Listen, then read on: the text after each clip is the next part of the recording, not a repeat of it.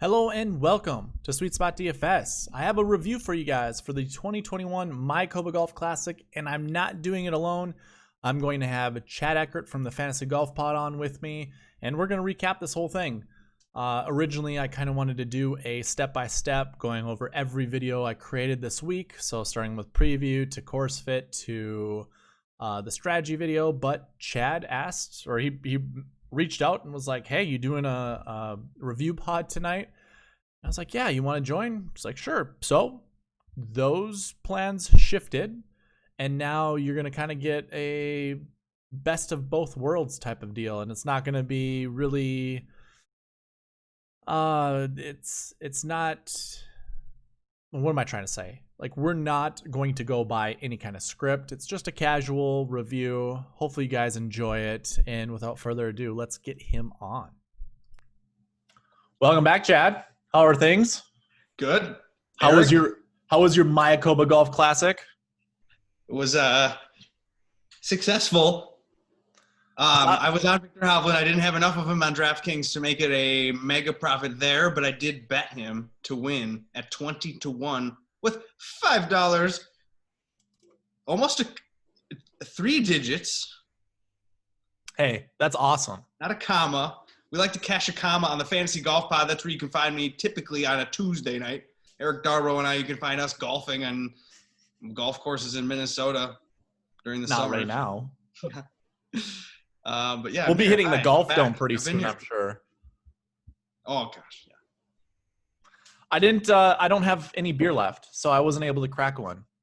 You want to know what I'm drinking? A Zevia, zero sugar Zevia. This is like Dr. Pepper, Dr. Zevia. That's kind of weird. Yeah, I know. Where'd you get that? Aldi? No, I don't think it has. I don't think they have it at Aldi, but yeah. Okay.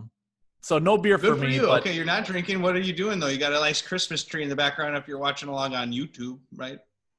That is correct. My girlfriend wanted to put up the Christmas tree like right after Thanksgiving, and we compromised because if I would have put up a tree, it'd be like the day before Christmas, most likely. So is it a real tree or is that a fake one? That's a real tree. Wow. Yeah, dude, it's real. It's a nice looking tree. I don't know if I can really adjust the camera to show everyone. It is. It's a nice plump tree. Yeah. So that's brilliant. Okay, so why'd you go with the real instead of the fake? Because I think I got a fake one, and it's a hell of a lot easier. It honestly was a lot of it just had to do with what my girlfriend wanted. Yeah. Like I was like, I don't want to hassle with the real tree. I don't want to put it on my car. I didn't want to do any of that. I didn't want any sap. But yeah, I know. Water it. Yeah, exactly. Like I don't want to have to think about the bungees or, grabbing a blanket or whatever. But honestly, they tie it to your car, and the guy was like, this won't have a lot of sap on it, and there wasn't any left on my car, and it wasn't that far of a drive from where I live. So yeah. Okay. I'm pretty satisfied with it. I was kind of a skeptic at first, but it ended up turning out to be pretty decent. But you didn't have to go cut it down in the forest. Like, we're not these Minnesotans. We actually live in a city. Yeah, no Christmas vacation experience here. Not the Iron Range. Oh, well, there are a lot of people who cut their own trees down in the Iron Range. That's for sure. It's true. Okay. All right, so we should get on topic here. People are here to watch us to talk about the Mayakoba and recap that. Correct. It was so good, dude. It was juicy. I mean, anyone could have won today. It was I didn't have an issue with it.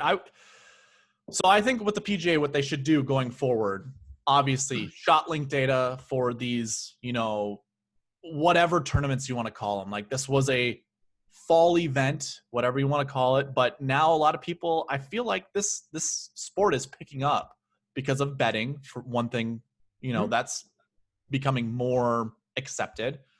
But like, what about the coverage? Let's watch more of this because it was a fun tournament to watch for the 3 hours we got to see. Yeah, don't get me started on the coverage. But that's every week pretty much on the PGA Tour. You have to be a line or a leaderboard follower, clicker. Even on a non-shot track event, you basically have to just watch if he's in the fairway or not. You can see that. Sometimes that's right. a lie, but sometimes it's accurate. I mean, if you're that obsessed, you're obsessed. I mean, we're obsessed. Right. And people will probably think we're crazy and losers for being obsessed with the Mayakoba and needing this and wanting more of this, especially during NFL season. So, but the people watching you and I right now, they are on our side. They're with us on that. They want to watch more. They want to get more. And then don't screw us over and give us the radio for a couple hours this morning, or give us they didn't give us featured groups. They gave us a list of featured groups, so we didn't actually have the ability to click and look at them. Right. I mean, what's up with that? That was stupid as hell. Why did they even tweet that? Did you listen to the radio much? I did it for like a half hour. It was pretty good. I love the radio. I listen to the radio all the time because I'm a driving around, dude. Today, I had to show a house at 3:30. Wow. I know, it was terrible. The Vikings game ended. I got in my car to go show a house, and Victor Allen's on 15 or whatever. So I'm showing the house. I'm like, this house sucks. Bye. Gotta go. Drove back home as fast as possible. Yeah, so I'm always on the radio. So I was listening to it on the radio. At least I knew that Hovland was in the fairway and Yeah, it's great. The radio's great. Yeah, but very good. We need more. We want more of every tournament.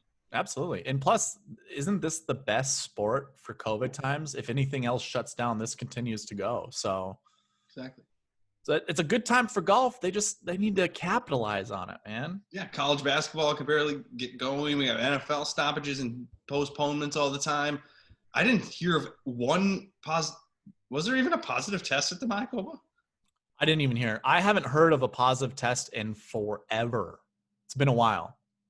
Yeah. I know it's basically the Masters had a couple of people, but. Oh, that's true. And there was one following yeah. Yeah. I don't know. I think golf's kind of a safe spot because people are outdoors or solo. They got their teams, and there isn't a lot of people on those teams. It's 3 or 4 people and their caddy and girlfriend at the most. Do you happen to watch Gravy and the Sleaze at all? Never heard of it. Never heard of it? It's a pretty interesting podcast. They just had Justin Thomas on, and they had Ricky Fowler on before that. But it's Colt Knost.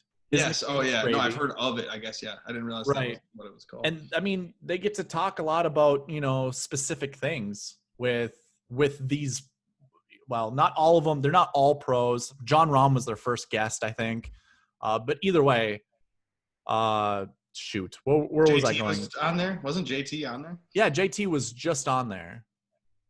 But now I lost my train of thought. I have no idea why I brought that up. Okay, well. I was just saying how much I love the Victor Hovland victory. So should we talk about what it took to take down a GPP on DraftKings? Because that's kind of what you do each Sunday night, don't you? That is correct. So I'd like to start. I always like to kind of start on my spreadsheet left to right. We'll talk about the results. Obviously, we know Victor Hovland won at 20 under. In my preview video, I thought we would need to find someone who scored 24 under. I was off by 4 strokes. But I figured it was still going to be a very low-scoring event. So, therefore, I wanted to find more of, golfers who weren't afraid to go low. And honestly, Victor Hovland is one of those golfers who goes really low. And we'll get more into it, but, it's hard to talk about it without looking at the spreadsheet. But there are a lot of scorers up here. One of the things that I like to look at is who really who has a really low scoring average versus who has a high scoring average. I haven't yet gotten to the point of kind of comparing results with their scores, but eventually I'll get there because if Jason Day was in this event, I wouldn't trust him. It's sure.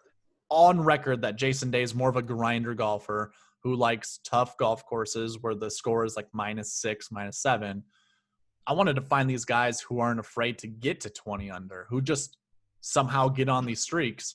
And again, can't do it right now, but when we get in the spreadsheet, we'll go over scoring average and kind of talk about that. Well, I'll tell you off the top of my head, I know Aaron Wise benefited today, especially because it was wet. And we know that he's a bomber. He's a very sneaky log. He took advantage of it. He was bombing it out there, getting ball in hand and being able to clean it off wherever he was, smashing it close. With wedges, it was birdie fest for Aaron Wise. Adam Long's kind of the same way. And I know Tom Hoagie, which at all resort courses, you need to take Tom Hoagie. He loves to go low.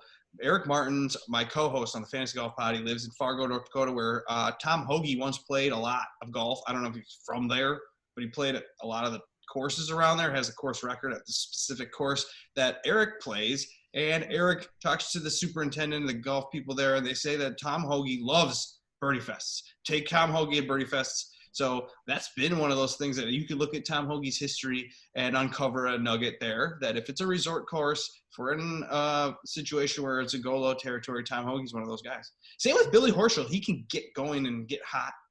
So I'm struggling, though. But he has that ability. Like his putter, you saw it today where he was draining those 20-footers. Billy Horschel has the putter that can get hot and flame and have a 7-under round. Does he? So, yeah. I don't know. I picked him a couple shares, but I didn't have like a lot of confidence in my guy, but he's there. So Chad, do you feel like with Christmas approaching, we should probably rostered maybe 3 golfers that might have the same 2 letters that start their last name that kind of Dude, this is the perfect content narrative. If you went the ho, ho, ho, Merry Christmas, Santa Claus, right before Christmas, in December, last tournament of the new year. Come on, I should have thought of this. Ho, ho, with Hovland, and Hoagie and Horschel. I mean, that's the ho, ho, ho right there. You could have known. And look at this. Look at this. If you look at the names there, long, ho. You got ho, low, ho, toe, low, ho. I mean, this is ridiculous. Yeah. Now that you mention that, there's a lot of even – we okay, never mind. Aaron might be pushing it, but still, a lot of O's in these names. A lot of narratives we could do with the names. I'm saying, and then how old is Victor Hovland? The age narrative that I was touting earlier, 34. He's 23, so it didn't work out for you. No. Yeah, he's Hoagie's 30ish. So that was your Hoagie. I mean, Glover, he's a little older. Here's your age. Here are your ages. Now, I will have to admit, I did have Victor Hovland in my preview video as 22 years old because the last time I updated this was at the Masters and Hovland had already had a birthday. So he went from 22 to 23. There could be some ages off on this, but for the most part, it's pretty similar. I don't see a 34-year-old there. Maybe Billy Ho could have. 34, 30, or 31, 32, 33. Yeah, no. Now, well, and the thing is, so the thing I talked a lot about in the preview as well as the strategy video is like, this is the strongest field for this event in history. Yeah. So that 34-year-old narrative, I liked it. But then I also thought to myself, I don't know how many things we can actually take into account from the history of this tournament. I just do that for content, dude. I know that doesn't really ultimately lead to answers. Oh, I know. I'm just thinking like, even when I do like the bucket system and stuff like that, I have to take into account this is a way stronger field than any of the other fields prior to this. I can't really take that historical data and use it as truth, if you want to call it that. No, I know. And that's like, yeah, where you have course history, and this guy's really been good here, but he's been beating up shitty competition all along. It's the same this year? No, not really. Right. Okay. So I actually forgot to update something on the spreadsheet, but no worries. We can do this really quickly. I don't like to have the colored for the what do you call it? DraftKings points. So basically, for any of those that want to know how to do this, I'm obviously showing kind of a tutorial right now. Or you're like easily changing the color? Yeah. Instead of making it where you sort it and then you change it based on your own brain? Correct. Makes life a little bit simpler. Conditional formatting rules. Look at you go, Mr. Spreadsheet. So if you're not watching this if you're only following this along on, where are you, Spotify? I think you can see me on Spotify. Basically, whatever Anchor provides. I think like The Bridge is another one. Never really gone to that, but Anchor and Spotify are the 2 main ones. The other 3, like I think it's even on public radio. So whatever. Well, you should probably log on to YouTube. Check it out. Oh goodness, I am just not prepared whatsoever. So I'll hit the pause button. I can go get a beer. Well, if you want to, I don't care if you go get a beer. I can. We'll talk about this. You got to pull in some data. Well, I mean, if you could look up the $1 GPP winner. Tell me who they are. Uh-huh. I can go ahead and just do the optimal lineup right now, which probably isn't going to be difficult. Well, I can do that for you today. The GPP winning names. It was a guy named, I don't even know, Mander Jazuli. What was the total points? 686.5. Victor Hovland was in the lineup, of course. Okay. Corey Connors, Coco. Bill Ho. He had the ho, and then he had the ho. He had the ho. God damn it. He had the ho, and then he had Joel Damon and Aaron Wise. Joel Damon, Aaron Wise. And then he had ho. So he had Tom Hoagie. Yeah, unbelievable. Hoagie, Horschel, Hovland, Wise, Connors, Damon. Oh, wow. Not terrible. No, it's pretty good. Okay, so that ended up equaling out to be. What do you think it was? $450,000 all the way. He spent it all. It was close. Yeah, normal people just spend it all and then they win. And people think they won't win if they do that. I'm like, you can do that. Do you think when you create lineups, I know you talk a lot about ownership leverages and stuff like that. Are you thinking anything about price, like how much money you want to leave on the table or anything like that? In terms of when I'm like building or what? Yes, correct. So while I'm building, I mean, it has nothing to, like, ultimately I'll leave 300 if I think that the names that I'm clicking are the right names for the lineup. If it's 400, I might leave it. If it's 500, then I might go, okay, should I switch something different? But it gets to a point where, like, sometimes I don't care. And I'm like, okay, well, this obviously is going to be really different. And I'm not going to have anything like it myself if I keep it. But then I'm only making 21 lineups. That's what I do. I play in the short game for $1 a lineup. You play 20 lineups. Winner gets $1,000 or something like that. So, and you're only playing against 30,000 or so.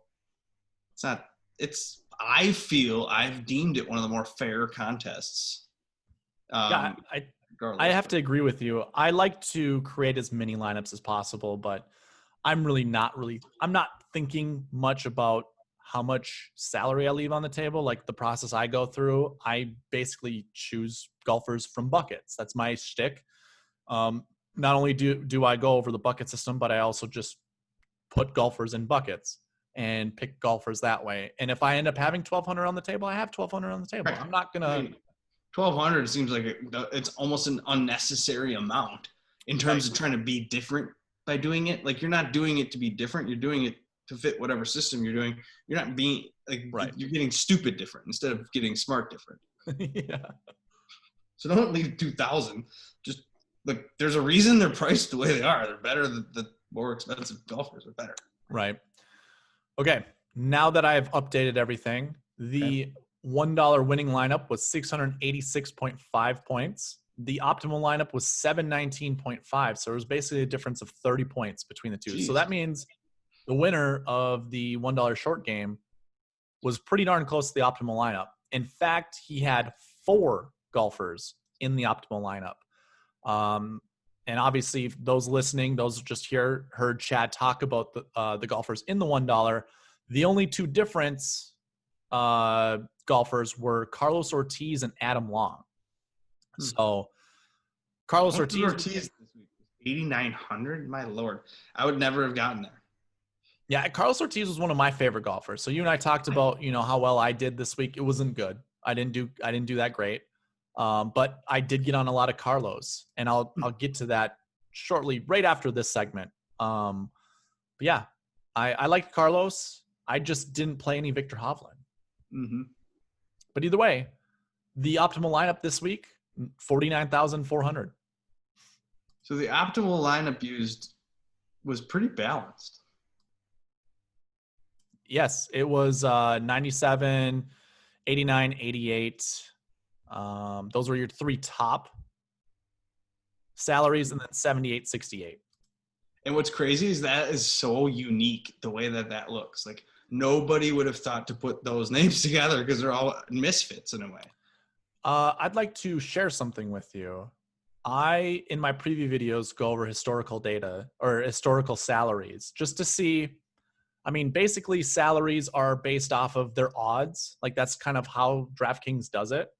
Mm-hmm. And I like to look at the top 5, top 10, just to see, is this a tournament where where it really matters to play kind of the favorite golfers? So over in this segment here, I have all the top 5s of 2020, 2019, and 2018. How many do you see over 10K? Well, I mean, like one. Just one. Two.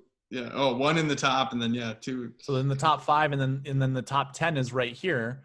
But yeah, and I also record all that here. We had 2 golfers inside the top 10 at the Mayakoba Golf Classic who had that 10K or above within the top 10. So this was a tournament, and this is one of those things I was thinking to myself, this isn't going to last either. Like this trend, this little thing here is going to change.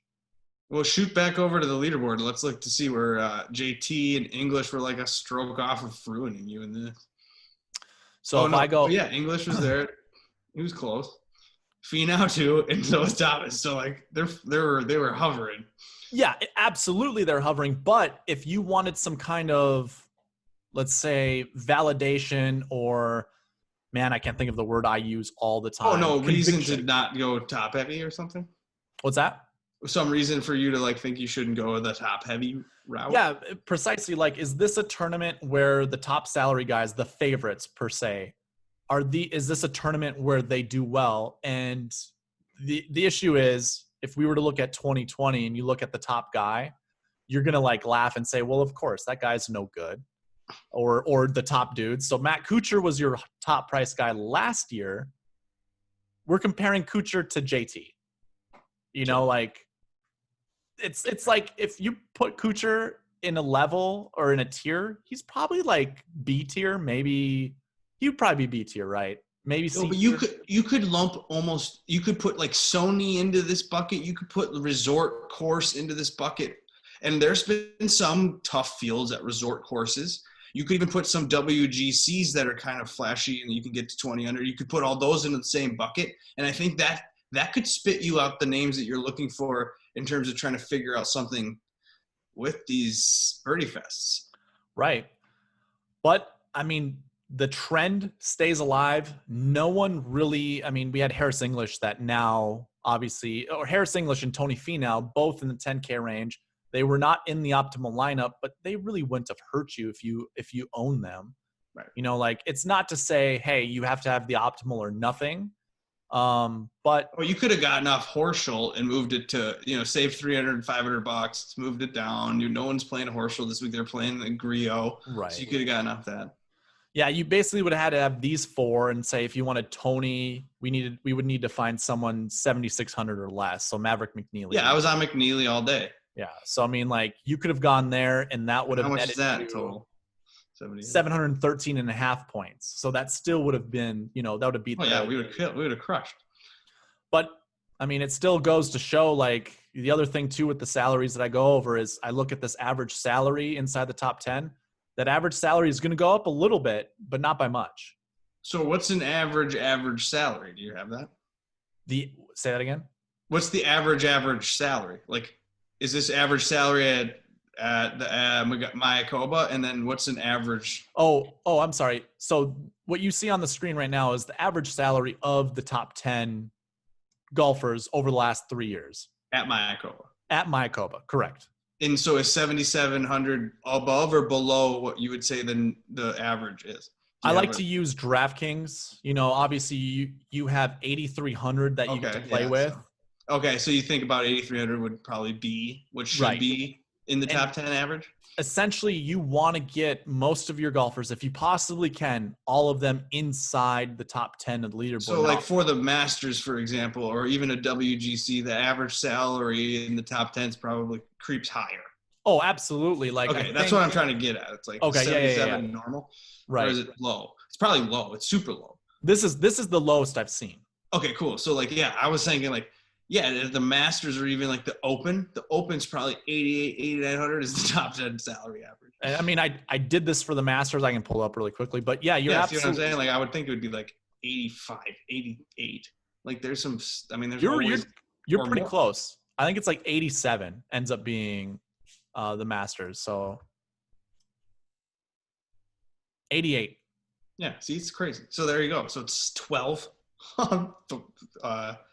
What is it? A huge difference. Yeah, it's 11. It's 11. 1100 basically, the difference between the two. So I don't know what to make of that. Like, It just means that it's a resort course, and that's what happens. At resort course, easy birdie fest this is what's the historical averages. But this year was probably going to skew it too higher because, like you said, the 3 names that made it into the top 10 are actually not normally here. Right. But this is what you get, and that's what we have to maybe think about when you come into these resort courses in Mexico at the end of the season. The guys that are in the 6K, they know all they have to do is get hot for 4 days, and they can change their fucking lives, you know? Right. Like, so, or they can make up for bad play, and that's why a lot of people you just see go for it, and they love that. Yeah, absolutely. And I guess how I felt a little bit about that was, well, what I was going to actually ask you was, do you think it's because there's no real pressure to win this tournament for like a JT or a Brooks or anything like that? And instead it's just more of a, hey, this is a fun vacation spot or whatever you want to call it? Well, no, it's exactly what Brooks says about when he goes into a major and he thinks that he already has half the field beat. Is that he actually does, because they fuck themselves into positions that are going to screw them out of strokes. Whereas at this course, you fuck yourself into a position, it doesn't screw you out of 1 or 2 strokes. It screws you out of like a fraction of a stroke. So Brooks is like, great, I have no advantage for being consistent, and these guys can bomb it over here and be bad and make a 25-foot putt because this is easy, you know, and then or get up and down from anywhere possible. Whereas at the Open, he only has to get up and down once in a weird position on 18 holes at the Open or at the Masters. But at here, he doesn't really have to get up and down ever. Where at the Open, no one has to get up and down ever here. But at the Open, Charlie Brown, he has to get up and down 14 different times, and he has to save himself, where Brooks is laughing like, wow, you got lucky there. Well, you got lucky there. That's not going to happen every single time. Right. So I feel like resort courses just allow for more people who make mistakes to stay in it. And you see that in a round like today, where anything could have happened. Dude like Wise, like he almost snuck him into 1 with he could have 62. He had a putt for 62, Aaron Wise. And he wasn't even in my thought brain to ruin me with Victor Hovland when it was going into Sunday. But here we are, where it rained overnight and it's early in the morning and they just are sniping. And a guy like Aaron Wise has a little bit more distance on himself, and he just got hot. Right.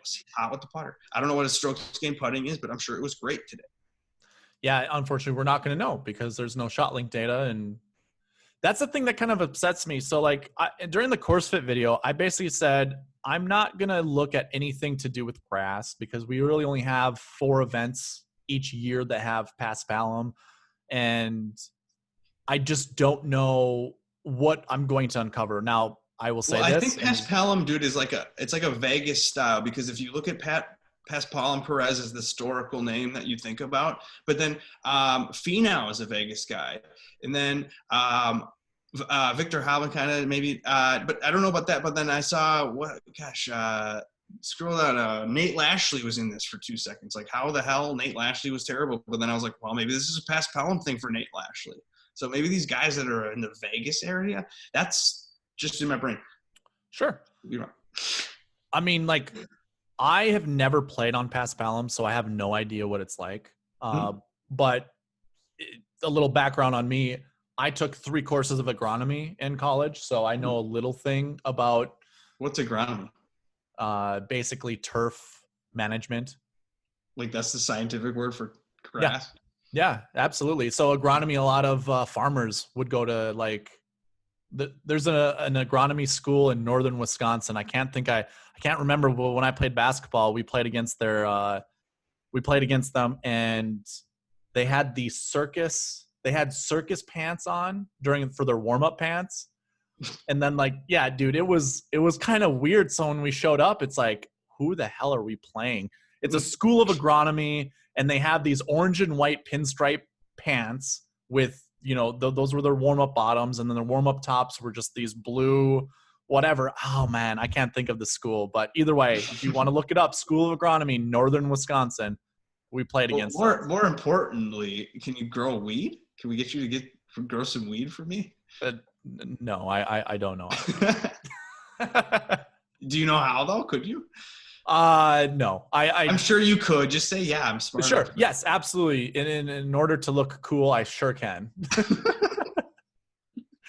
So either way, what I was getting at, Paspalum reminded me. Okay, so nerding out here a little bit. The grass is kind of determined by the leaf and the root, and the root of Paspalum is a bunching root. So like bent grass kind of like just sits down like this. Mm-hmm. Bermuda and Paspalum are like this. They're like linked down. And so they're all linked into each other. If you try to hit through that, you can imagine. Oh, makes sense. It's thicker. So I would assume any Vegas resident during the summer months where there's Bermuda, probably very similar. So I would say a very like something that correlates might be Bermuda stats, as opposed to during the winter time in Vegas, like especially during the Shrine. Actually, Shriners probably did have Bermuda, but when we get to the waste management, it's going to be ryegrass and bent. I wouldn't use that as a tournament, but perhaps Shriners would be a good one to go with because it's still pretty hot over there. So, anyways, that's kind of my nerd moment there is I like that. That's great. Hey, you know what? That's probably going to help you somehow in this golf program. Somewhere eventually. I'm going to grab another beer. Why don't you keep going on to the next subject, and then I'll meet you back here in a second. Sounds good. So what I wanted to do in this video is kind of do like a breakdown of the preview as well as the course fit and then the strategy part. So if you're with me during all three, we've kind of been going back and forth with all of them, but I might as well bring up the bucket system while Chad's out. I'm sure when he comes in, he'll understand where I'm coming from. But if we were to look at, and this would have been in the preview video, so the first one I did, our number one bucket would have been golfers for the last year bucket, that is. Golfers who did not play here before. So obviously, I shouldn't say obviously, but if we go back, we can see on the leaderboard here under the last year bucket. Chad, we're talking about the bucket system. Nice. And the number one bucket were golfers who did not play here the year before. And I have kind of this course fit model with no grass here. You can obviously see Lucas Glover had not played here before. The last year one bucket didn't perform as well as it typically does. But if you were with me in my preview video, I mentioned that the two or the three buckets that you should always pay attention to, and I don't know why, but I kind of understand why, is the golfers who did not play the year before, golfers who missed the cut, and golfers who finished first to 20. Now, I don't have a total number of those golfers in each of those buckets. Eventually, I'm going to add that.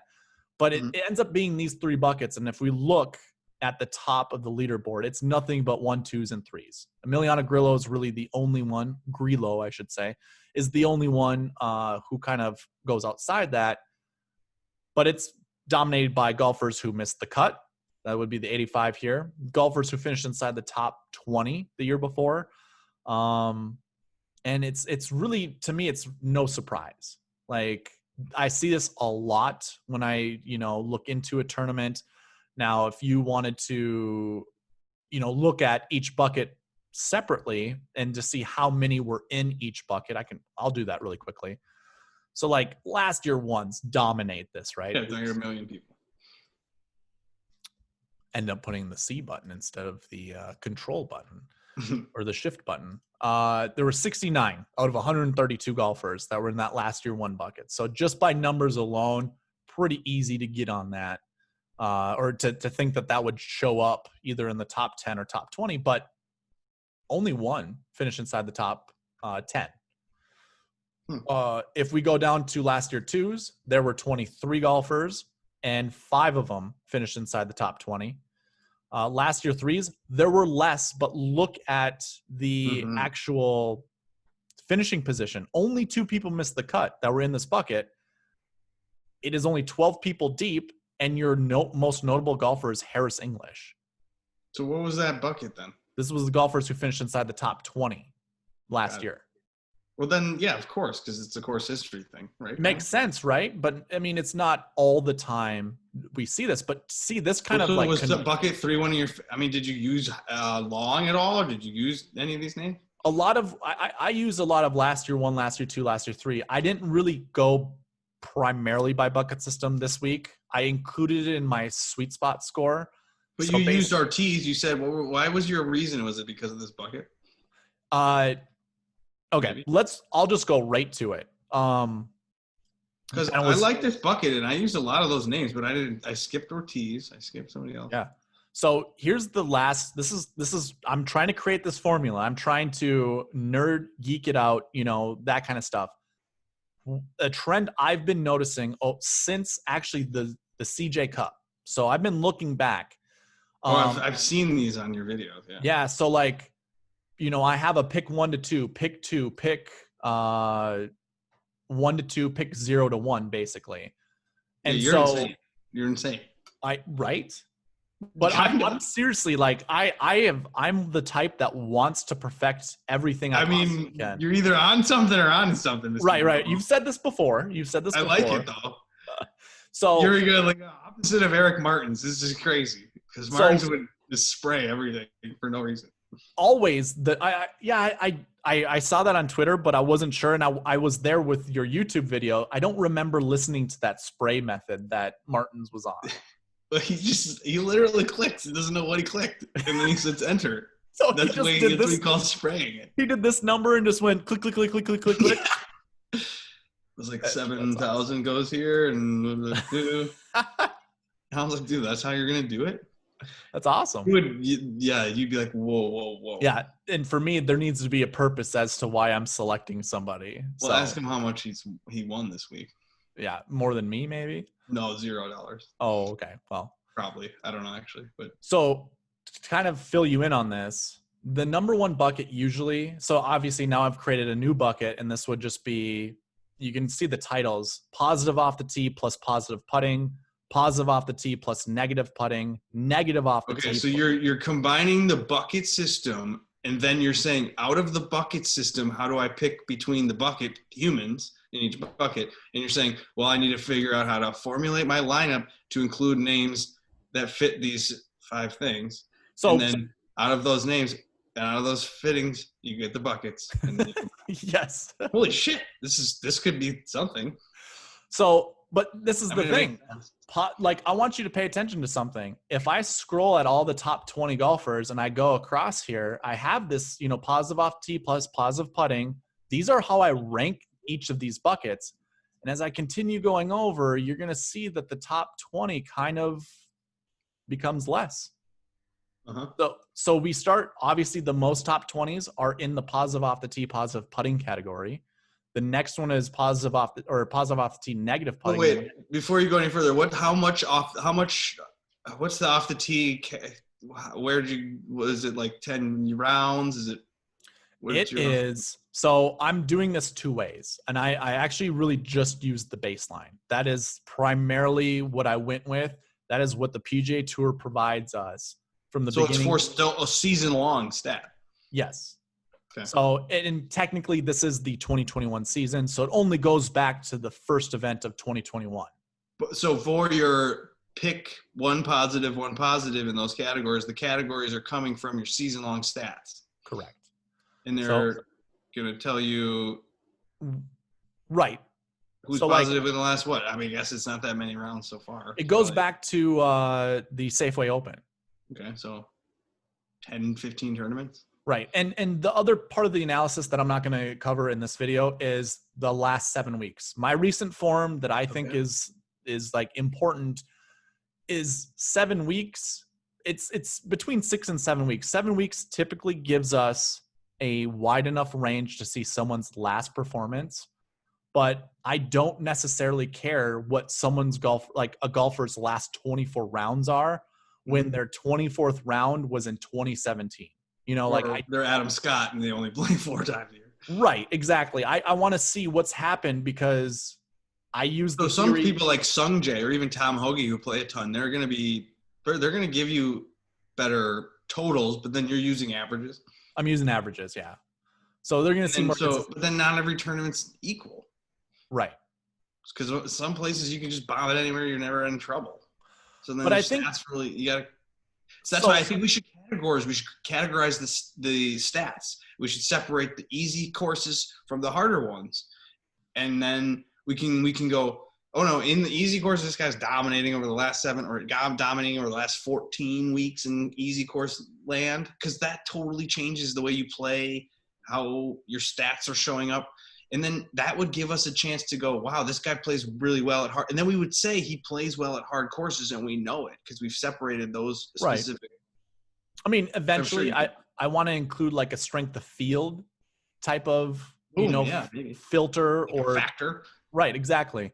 Yeah, do that, and then that would make me feel comfortable using the stats, because the stats, okay, Hoagie's going to now look good, and then he's going to go into a real event, and we know Hoagie only plays well when he can just go after every birdie. Sure, And absolutely. then people are going to get fooled by Hoagie later. Right, and that's a great way to look at it. Absolutely. But going back to this player pool, Sorry, that was a tangent. No, don't worry about it. I like it. Okay, so you're using statistics from a season-long perspective at this point.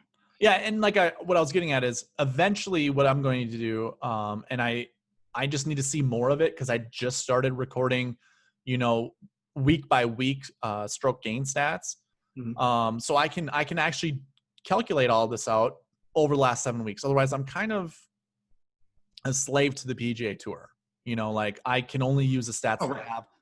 I'm not. Why don't they just let us go from a specific tournament? Well, they can, but you kind of. So what they do is it starts from the beginning of the year, and you can go to, so this is like tournament 11 or whatever to tournament 10. You can go from tournament 1 to tournament 4 and see all the strokes gain stuff, but you can't go backwards. You can't go from tournament 10 to tournament 4. You have to do all that calculation by yourself. I know, and they're idiots. They're assholes. They should just change that. I know they can, and they will. Oh, this is their bread maker, though. Like, they don't want to make it easy for anybody. But either way, I will analyze this eventually in the future, like looking at everything. But a lot of it still stays the same, although we probably see a few more negative off the tee. Now, what you could do is compare their negative off the tee. Like, I'm just going to hide these columns. Looking at strokes gained off the tee last 7 weeks versus since the beginning of the year, which would be the last 10 weeks. And obviously Hovland over the last 7 weeks hadn't been playing that great off the tee, but baseline stats are better. Right.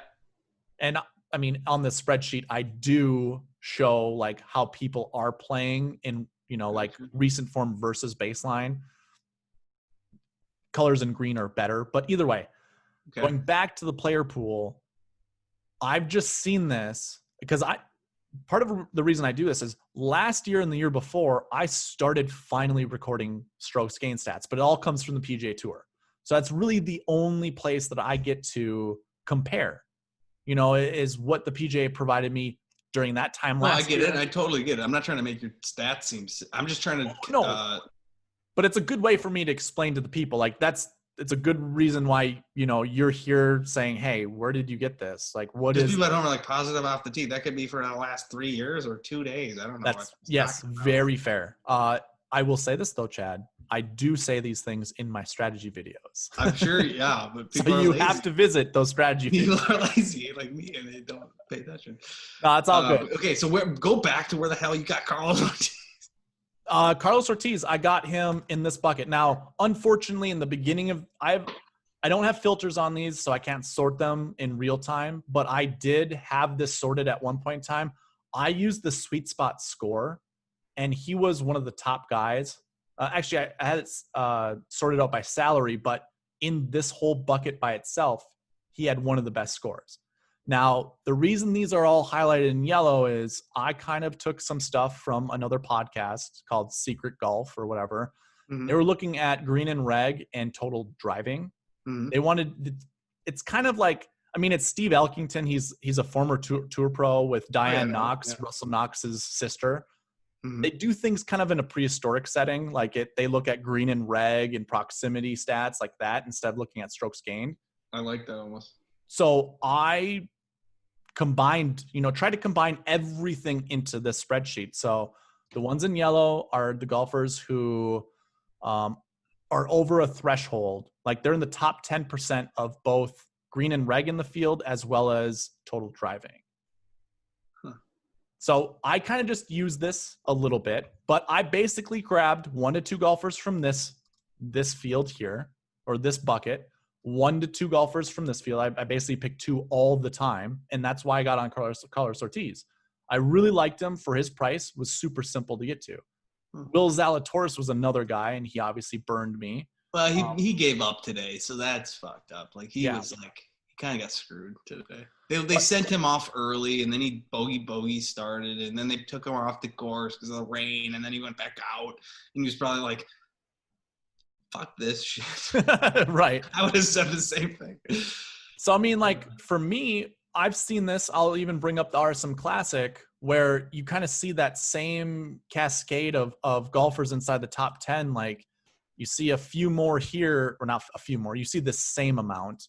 No, I get it. Okay, so but obviously though, right? You want to be good at putting and off the tee going in, or what? Why do you pick those two things? It's just the trend analysis that I've done. Like those things equal success, maybe. They just put people in different categories. Like. Oh, right. You're specific golfers into doing, like, if you're good at those things, you're a different golfer. Right. I mean, you can look at like strokes gained off the tee, which basically belong to bombers. Anyone that's good in that category are either really accurate golfers who find the fairway more often than not, or golfers who just bomb it into the rough and they're so close to the hole that it gives them an advantage. Mm-hmm. So off the tee is good. Obviously, when you look at off the tee plus putting, like, you could hit the green, in 2 on every par 5 and make birdie on every par 5, but you're going to have negative putting stats. Sure. So that's a way to kind of delineate between how I look at it is anyone who really has positive off the tee plus positive putting are just golfers who are playing really well recently. It's really weird to see Billy Horschel up there. I didn't even think of him as a positive off the tee, but obviously he's hitting the ball well off the tee, not hitting really good approach shots, and then making his, par putts or whatever, but I don't necessarily care about how someone, I do and I don't. Like, I don't really care about approach stats. A lot of people do look at approach stats, and that's fine. Why? Because everybody is good at golf. Like, yes, of course, everyone can get hot. Right. And everyone has their specialties. Like, you're a bomber, you're an accuracy guy, you're an around the green guy. It doesn't really matter. But what I like to see off of these stats is, I think off the tee is definitely the best stat to look at. It is by far the most advantageous. Like, if you think about it, how far you can hit it off the tee is going to matter. Totally. It gives you your percentages and getting into the green or getting it close to the hole are going to be much better than someone who has to hit 50 yards behind you. Always, yeah. And if they don't find the fairway 50 yards, because that's the other thing too, it's kind of like a misconception. Shorter hitters find the fairway more often, not all the time. No, exactly. Right. So they have to hit the fairway, and then they have to, from 200 yards out, try to get it within 6 feet. Like, it's a little bit more difficult for those guys, but not to get too far into it. All I do this, or the reason I do this, is because of the trends I've been seeing. And again, this goes back to the CJ Cup, and these numbers, the 1 to 2, pick 2, are kind of just set in stone. Like, this doesn't go by tournament. This is just, let's pick 1 to 2 off the tee positive putting. This is probably going to go up because obviously I saw it in the RSM a little bit more. Sure. And now that's going to be, make sure 2. So you're going to basically have 4 from these two categories. Right. And then what, you're going to have 2 left. So then you're going to be 1 there. Yeah. Basically, I mean, you're going to have 4 to 5 golfers between these two buckets. And then you really want to determine, do you really want to, dig into this one? And do you really want to dig into this one? Negative off the tee and negative putting. So why is that even a category? Just fuck that category. Because it shows up sometimes. Like if I go back to the 20, like the DK page, and we look, I'm sure we're gonna find someone just outside of the top 10 with negative. It happens. I guess not. I don't see anything. Yeah, fuck those guys. No, I'm But just kidding. Okay, I get what you're saying.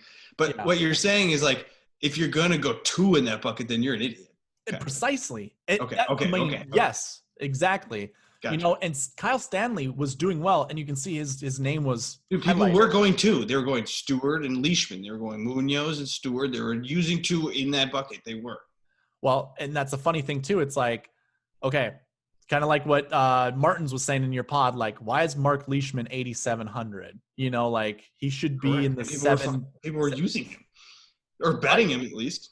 But if you're using Mark Leishman, don't use anybody else in this. You know, in this. Got it. If you're like heart sold on one of these guys, then you got to do something different. Right.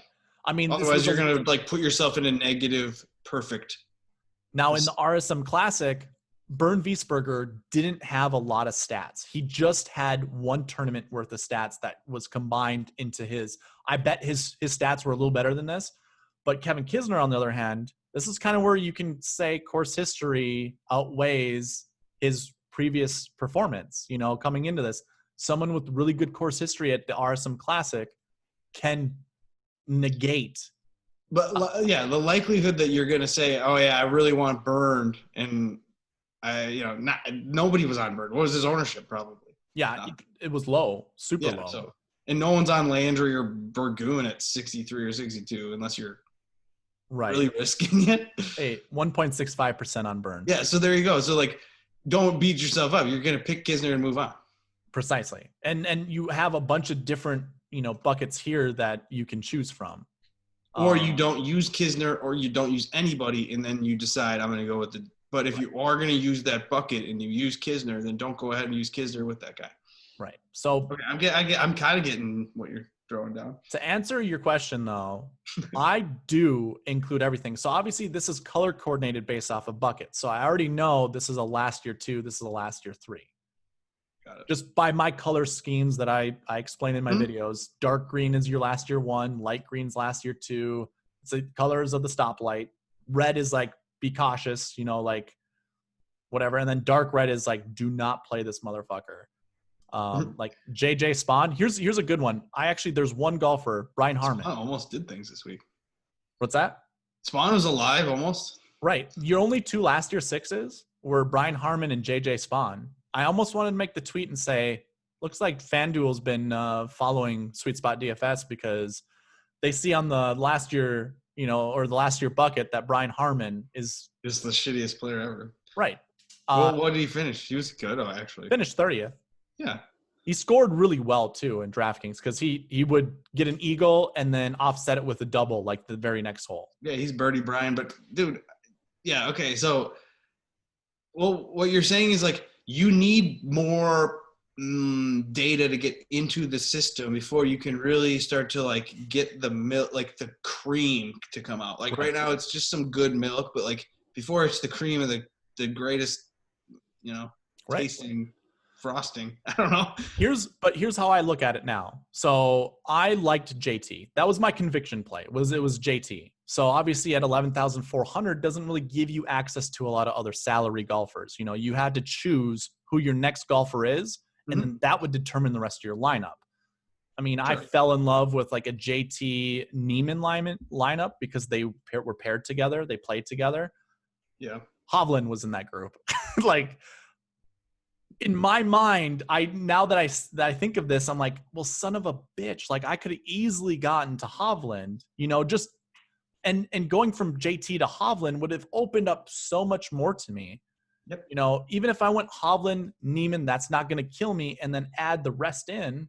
And what's funny is JT and Hovland are so similar in the fact that they're kind of a little bit iffy around the green sometimes, and their putter can let them down, and their driver, it can lead them to great places. But then at a place like that, that's why, I don't know why the popularity was so much on JT at 11.4 coming in. And I mean, he made it to almost 50% in certain places where half the field is using this guy at 11.4 when he's sporadic sometimes off the tee like Hovland, where they can just disappear a ball. It's gone, and you're fine for that hole. So like that's crazy. You kind of got a discount on Hovland, who came in as a last year one bucket where he played and was good or whatever he was. I don't know. Last year too. He finished. He missed the cut last year, but he was here. Right, and that shouldn't really. That's why the bucket system is like, hey, he missed the cut last year. He has a average finishing position here as a missed cut because he only played it once. Don't worry about it, you know. And in fact, Aaron Wise, who has a course history of 58.75, and Tom Hoagie, 67.60, all fall under that same bucket. Don't worry about it. Missed cuts the year before, nothing to worry about. Essentially, that's kind of what I'm getting at. I know, and then people get really nervous about course history and what they did last year here, and so it doesn't matter. The one thing that I have not yet added in this video is the sweet spot score. So the sweet spot score, it takes the last year bucket. So the reason I don't really necessarily look at the buckets that much anymore is because it's baked into the score. So like I will use the score to my advantage to create lineups, and I use that with the player pool because you can see the score is over here on the left side. Obviously what they ended up finishing is right next to it, but this week was much better than previous weeks. I didn't include course history like I did at the RSM, and I don't know if that's why the top 10 score has a lot of golfers under 100, but if I went to the RSM Classic, you see a lot of people in the top 100. But if I sort by this looks so much better than previous weeks. So I'm onto something, at least for this tournament. You know, Brooks Koepka and Russell Henley kind of fucked us, you know, like but for the most part, I have 1, 2, 3, 4, 5, 6, 7, 8, 9 golfers, 9 out of 20 inside the top, like 9 out of 20 of the top sweet spot scores inside the top 20 of this tournament. So it feels good. I guess I have a third. And you have a couple 23rds. Right. So but yeah. Yeah, okay. When I created my player pools, I went here and basically looked at a lot of my golfers. I really liked Harris English. Obviously, a 5th place finish. He was not in the Why is 7 for Finau not highlighted? He wasn't in the top 10% of green and reg and total driving for this field. Gotcha. Yeah. So that's why he wasn't highlighted. That's what the yellow's for. Right. And that was just something to add. You know, that was from that podcast. I get you. All right. Yeah, it wasn't something that I really was like, it was a conviction for me. It was a wrinkle into the other giant other wrinkles. Dude, you got a lot of wrinkles. Yeah. Well, and so I'm trying my hardest to try to figure out what wrinkles are the most important. Right. And I get it. I mean, like you're like doing it. I wish I was smart enough to do what you're doing. And a lot of what I figure out is just by trial and error. I'm not a genius at any point. Like I just try to figure this stuff out, trial and error. That's why I have it. This is a new segment, you know. Why weren't we on Aaron Wise? Right? 7,400. Do we get scared off of Aaron Wise because he's kind of been shitty lately? And we didn't.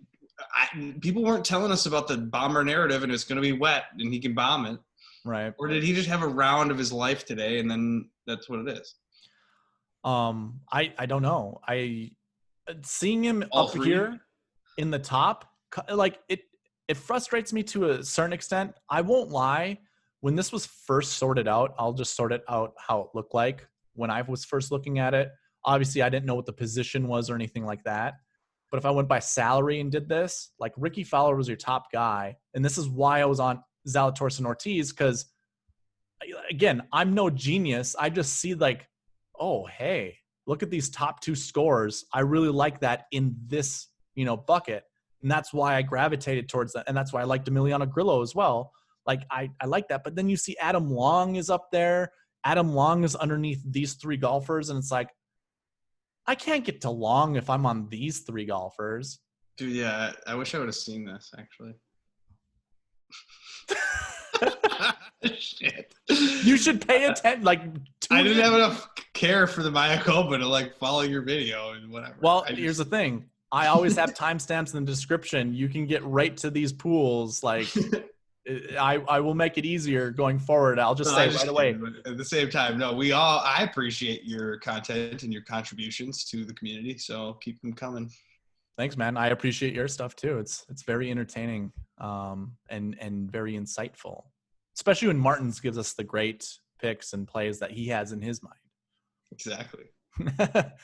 So either way, yeah, seeing Aaron Wise here, he's just buried underneath all these guys. And it's what I've learned now. This is the second week that I've really dug into this and presented it in my videos. I am going to, I'm probably going to go back to creating ownership for certain guys and just adding them that way, as opposed to doing the cascading method. Mm-hmm. I really hate losing, like I hate, let's make conviction plays and just stick with those, 6 golfers and then substitute in and out certain players. I'd rather go by like an ownership model, and do it that way. Eventually, Chad. If you need ownership projections, I do them every week. Now, it's not so much ownership projections based off of what other people want. It's based off of what my sweet spot score gives me. So you're trying to do your own ownership off of your sweet spot. It basically is like based off of the score, what their price is, how often should you play this guy, basically. Pipe dream is to have a website and to have an optimizer that would include all of this stuff. Not so much like an optimizer like most people have, but just actually it would be a lot like what other people have, because you're checking off what is important to you. Yeah, exactly. Let's let other people do the whatever they want to, and we'll have our own. I'll just add the bucket system scores and stuff like that, but that's essentially what this is. Okay, well, right now it is December 6th, 2020. Let's have this done by December of 2021. Well, if you're giving me a full year, I'm definitely going to get it done. Okay, good. Boom. Okay. Well, there you go. And then we can sell it to people. Let's build our followings. And by doing that, how do we do that? Well, you got to like and subscribe to this shit and tell your friends. Boom. Absolutely. Help you there. Yeah. The sharing is the big one, right? Yeah. It doesn't tell people, pretend it's cool. Even if you didn't fucking watch it. Right. Pretend it's cool. I mean, just hit that retweet button. It doesn't take more than a click. What people? Yeah, you're worried your follower count's gonna go from 100 to 99. Who cares? Right. Oh gosh, you're so annoying to your followers. Giving them value. All right. Well, I gotta go drink more beers. Is Kansas City's playing? They're losing to Denver. Ooh, good. It just shows you how good Denver is. I don't follow that much football, to be honest, Chad. Neither do I. But anyways, thanks for having me on, Eric. Yeah, absolutely. Thank you for joining. Maybe we'll hook up for another spreadsheet next season. Absolutely. Just let me know, man. Cool. All right. I will. I'll see you later. Peace out. Once again, I'd like to thank Chad for joining the pod. It ended up being an hour long. Much longer than I think he and I anticipated and what we had as a goal. But it was still a very fun pod to go through. Unfortunately, didn't touch up on Time Pairings, but I'll go ahead and just throw them on the screen right now. One of my favorites was Justin Thomas and Joaquin Niemann. You would have heard that throughout the video, but really Justin Thomas as well as Victor Hovland in the same group finished inside the top 12. That was your best combination. Otherwise, there weren't any other combinations that were really worthwhile. Like you had Tony Finau and Corey Connors as well, but how they end up finishing out, you really wouldn't have wanted to go that route. But that would be basically it for Time Pairings. There was another thing that I added when it came to like creating pools, and that was including the recent form. So we created, buckets based off of recent form. If you were in the strategy video, actually in the preview video, it was in the preview. And it was really just looking at, the total amount of golfers that fell under these buckets, recent form under 20, 20 to 40, 40 to 60. I really targeted these three buckets, the recent form under 20, the 20 to 40, and the 40 to 60. If we went and looked quickly, you can see Harris English ended up falling in that bucket. JT finished one shot out of the top 10, so he doesn't necessarily count as a golfer to throw in that recent form under 20 bucket, but he was really close. And I don't really, well, I guess I do consider that a loss because he's too expensive to really want to play. So although it almost makes the numbers look better, it really doesn't count. So we really only had one golfer in that bucket that fell inside the top 10, but we had a bunch between that 20 and 40. I shouldn't say a bunch. We had 3, and that's basically the number we were looking for. So that worked out. We actually had 4, and Aaron Wise is really close to being in that 20 to 40 bucket, but he ends up being in the 40 to 60, and we have 4 of those golfers inside the top 10. And then we have 3 that were in that 60 to 80 range. Nobody was above the 80 range, really anywhere close on here. So, using the buckets by recent form, something that I'll have to look a little bit deeper into and try to determine. But I think in all reality, when we come back after Christmas vacation, after the new year, I'm going to have a recent form bucket going forward. So not only will we be talking about the bucket system as last year finishing positions and last week finishing positions, we'll also be looking at recent form buckets as well and really trying to come up with the best formula. I mean, that's kind of what I was trying to do throughout this video with Chad, going over that player pool. We'll include that as well. It might be analysis by paralysis or paralysis by analysis, but really I think it's close. This was one of the closer tournaments of figuring it out. The sweet spot score looked good. And a lot of the things that I was following they were really close to being spot on.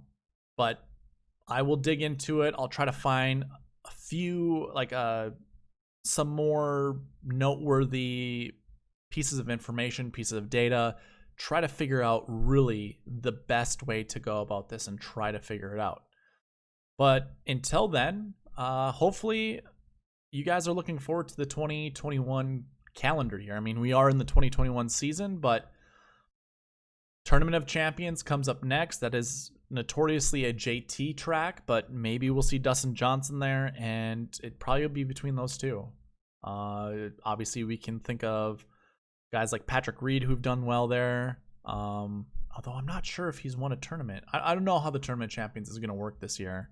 I don't know if it's just going to be a smaller field because if you remember, a lot of tournaments got canceled due to COVID.